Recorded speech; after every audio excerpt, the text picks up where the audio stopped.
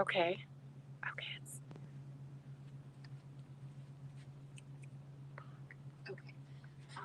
Sorry, I think there were some sound concerns. I apologize for that. So if I'll do a real quick recap of what I was just talking about. Again, my name is Mary Costelli from PCC Wellness and Rec with Wellness Where You Are at the Lucero Library. And I apologize for that. We had some sound issues. That's the beauty of doing live streaming programming is sometimes we encounter some technical difficulties. So thank you for your patience with that. Tonight we're going to talk about preparing and planning to go out on hiking trails or biking trails in a way that's safe so that we can have a good time and make sure that we have all the supplies that we need. So, first thing I was talking about was we're going to get to the stuff, all the fun stuff here on the table. These are the 10 essentials. But first, I was going over the principles of Leave No Trace, which are guidelines that we're all encouraged to abide by when we're out in the mountains on a trail, whether that be the river trail down along the Arkansas River that goes out toward the reservoir, or if we're out at the Pueblo Mountain Park on those trails, or even if you're way far in the backcountry doing some sort of backpacking trip, it's important to keep these principles in mind. So the first one, which I already went over, was to plan and prepare. So look at trail maps, look at the weather, what it's going to be like, and let somebody else who's going to stick around in town know where you're going, what time you're leaving, and when you plan to be back, and then establish some sort of a plan to check in with them when you get back. So saying, hey, we're going to be back on Sunday around 6 o'clock. I'll text you as soon as I have service or call. And if you don't hear from me by 8 p.m., this is what we should do, so that somebody knows that you made it back safely and aren't like potentially lost or injured out in the woods. So planning and preparing ahead of time. That's the first principle of LNT is what we call it, leave no trace. The second is to stay on the trails. So don't cut your own trail. Avoid walking off the established path that's already been put there. We want to reduce the amount of impact that we have on the environment. And we also want to leave everything around us undisturbed because it's so beautiful. And if we enjoy looking at it, then we want the other folks who come after us to also enjoy the same. So staying on the trail and avoiding cutting your own trail. We're having some things go on. The line just turned off, so I hope you can still see me. This is fun. Uh, the third is to, there we go, we are figuring this out. Thank you guys so much for your patience with this. This is fun. Fun for me. I can tell it's fun for Christy too. So, the third is to pack it in, pack it out. So whatever you bring in, whether that be food and wrappers, whatever those things might be, everything you bring in, we want to pack it back out. So we don't want to be leaving our trash in the mountains, not letting it fall from our backpacks or dropping it on the ground, anything. So cigarette butts, if that's something that you're doing out in the wilderness, as well as like the trash from our food or water bottles and things like that. So everything you bring in with you, you want to take it all out with you. And to make sure that we're not dropping stuff randomly out of our pockets and stuff, it's important maybe getting I don't think I have one with me, but um, putting it in a Ziploc bag and actually putting it inside your backpack so that it's down in there and it's not falling out of pockets and things like that. So pack it in, pack it out. The next principle is to leave it where you find it. So if you see something really beautiful, a flower or a log or a rock or something, don't pick it up and take it with you. Leave it there. Again, that's reducing the impact that we have on the environment, as well as being cognizant of other folks are going to come after us, and we want them to be able to enjoy that same thing that we really thought was beautiful or cool or neat or whatever that might be. Now, if you see trash on the trail, I do encourage you to pick that up and bring it out, but we're talking about natural pieces of the environment. Another thing is to respect wildlife, so keeping in mind that you are in their home and that it's important to be aware of what kind of wildlife you might encounter. So in your planning and preparing for whatever you're going to do, is doing a little bit of research on what kind of wildlife might be around here and what are the things that I can do as a guest in their home to not spook them or startle them, aggravate them, or anything like that. We want to be really respectful of them. And so, one of the things about being respectful and mindful of wildlife is avoiding feeding them. They have their own ways of foraging for food, and so we don't want to be feeding them human food. Because sometimes we'll see lots of animals on the trail, and that's because they're waiting around for our scraps. So being respectful and mindful of the wildlife. If you're going to have a campfire, if it's safe to do so, I mean, looking at fire bans and seeing is this even something I can do, but minimizing the impact that you leave with any sort of fire ring. So again, not leaving any trash, using an established fire ring instead of making your own. So just minimizing that impact that you have. And the last one is to be courteous of other folks on the trail. So we might not be the only person or the only group that's out on the trail. So being mindful of the volume of your voices, or if you're making a lot of noise, that other people might be there and they want to enjoy it.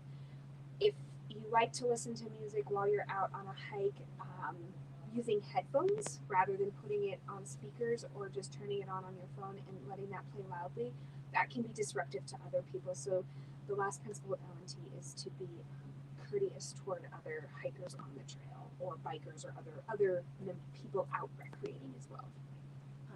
Because it's all about the experience. It's really fun. It's a great way to be active. It's an excellent way to get out of town and just be in nature, which can be really, really calming to our nervous system and has been shown to help reduce the impacts of stress, and has a beneficial can benefit our spiritual well-being, which helps us feel connected to our sense of purpose. These are some things that have been being in nature has been shown to help with. So just being mindful of those 7 principles of leave no trace, or L&T. If you want to, you can Google that, and then you can have that, and then you'll know point by point what those are. The second piece, the big piece, I'm really pumped for this, is that we don't just want to, we want to be really mindful of what we're doing to the environment and others around us when we're out in the mountains. We also want to make sure we're prepared and that we have the key items that we need to make sure that we're safe and protected as much as we possibly can. So what we have are the 10 essentials. So in addition to you want to wear comfy clothing, good shoes, definitely having a backpack with you, because this stuff you want to put it all in the backpack, and it doesn't have to be a fancy high-tech backpack. You can use a school backpack, just anything that you have to help carry that stuff. But there are 10 essential items we want to make sure we're taking with us every time we head out to recreate, hike, backpack, camp, bike, whatever that might be. The first is navigation. So a compass, if you have one. If you don't, not necessary. But nice to have, especially if you're wanting to kind of learn how to use that, or you know how to use it, or maps. So you want to make sure that you have maps of the area. So you can buy books that have different maps, and that's totally fine. But what I do quite often is just print off. I Google it and I find where I'm going, and I print it off, and I just carry the map with me. So I have a couple here that they're places that I like to go frequently. And so I just keep these with me all the time. So compass, if you have one. If not necessary, but definitely you want a map of where you're going and the trails so that you kind of know where you're going to be. The second is some sort of illumination. So this is a headlamp. You can also bring a flashlight just in case it gets dark. You might be out there longer than you plan for, and you definitely want to have a headlamp just in case you're kind of walking back to the car in the dark. Now, I went camping this weekend, and I didn't check the batteries in my headlamp to make sure they were all functional. So they were dead, and I didn't have any extras. So make sure you check the batteries and things first, because you don't want to be without that. Certainly, if you're like me and I'm not a fan of the dark. This is a first aid kit. I always want to have this. You never know. You might trip and fall. You might come across somebody who might need a Band-Aid or something. This is not performing surgery out in the wilderness, but definitely having some Band-Aids, some alcohol pads, just little things like that. You want to have some sort of first aid kit. Sun protection. So definitely sunscreen. A hat with a brim. It can be a baseball cap like this. It can be one that goes all the way around. Sunglasses, just stuff to protect your skin from the sun. That's just proper skincare. We want to make sure that we're reducing our risk potentially getting melanoma or skin cancers. So sun protection, fire starter, so a lighter, or these are waterproof matches. So you don't need both. One of them is totally fine, just depending on what you have around. So having some sort of fire starter, again, this is just in case something goes wrong and you get stuck somewhere. You want to make sure that these are things that are going to help us make it through like at night if we need to stay in the mountains. Most of the time, I've only needed some of this stuff like once each, but just having it brings peace of mind.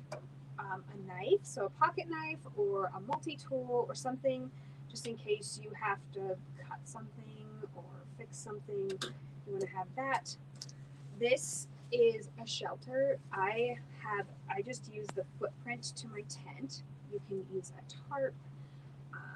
You can bring a rain poncho, just something that might protect you from the elements, just in case it starts raining and you have to hop off the trail for a little bit. That's the only time I've actually had to use this, is that I was out backpacking and we got stuck in a rainstorm, and so we had to set up a quick shelter because it was pouring, and it was safer to just stop, put this up in the trees and wait for the storm to pass than it was to continue going to our destination. So you never know, something might happen like that, and you might need it. So if you don't have, like I have this, my footprint to my tent, you can use a tarp, a garbage bag, a rain poncho, just something that you can spread out and cover up underneath.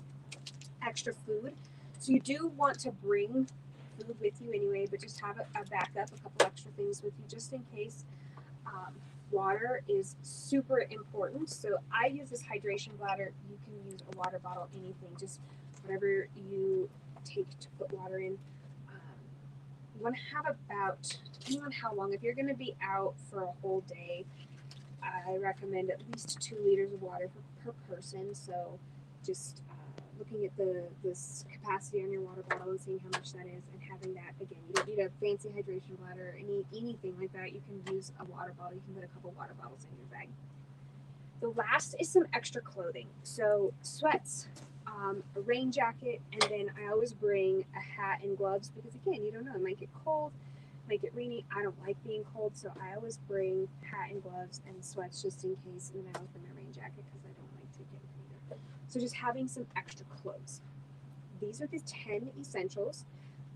Just put them all in your backpack, however feels best to you. I recommend keeping your first aid kit at the top so that you have that handy, as well as your navigation, so your maps and your compass, so that those things are handy and you don't have to take them out. When you do head out, making sure that you're wearing good, comfortable, loose-fitting clothing. I recommend avoiding wearing jeans when you're out hiking, just because it can cause some chafing and it can hold on to moisture, and that can just like run up against your skin. Wearing comfortable shoes that tie, so wearing tennis shoes or hiking boots, avoiding wearing like flip-flops or Crocs or open-toed shoes unless you know that the trail's not super crazy and difficult, but just being mindful of like just that you're going out, you're going to be doing something active, so dressing like you're going to be active, and then of course bringing water and snacks in addition to some extra food or a little bit of extra water. Sorry about all of the technical difficulties. I appreciate you guys hanging with us on that one and hanging in on that. I hope this information is helpful. Pueblo has a lot of places we can go for recreation.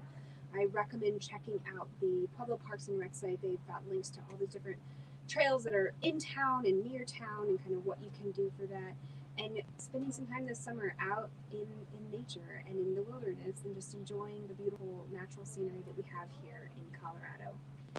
I'll be back in a couple of weeks with another Wellness Where You Are video. Hope you have a really great rest of your evening. Take good care of yourself.